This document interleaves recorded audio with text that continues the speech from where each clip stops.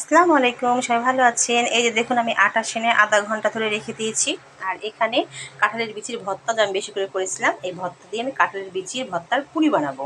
তাহলে আমি এটা লই করে নিই আটা থেকে।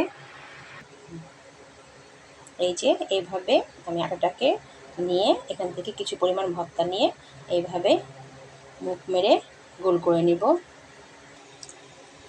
এই যে আমি সব কয়টা বানিয়ে নিয়েছি। এবার এগুলো একটা একটা করে আমি বেলে নিব, দিয়ে ভাজবো।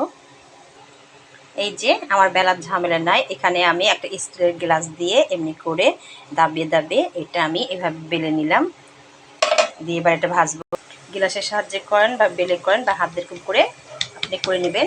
আর এই যে আমি একটা দিয়ে দিয়েছি ভাজার জন্য, এটা সুন্দর করে এভাবে একটা একটা করে ভেজে নেব। এই যে আমার কত সুন্দর ফুলকো ফুলকো হচ্ছে ভাজা, দেখুন। এই যে আমার মজাদার কাঁঠালের পুরি হয়ে গেছে। সবাই ভালো থাকবেন, আল্লাহ হাফেজ।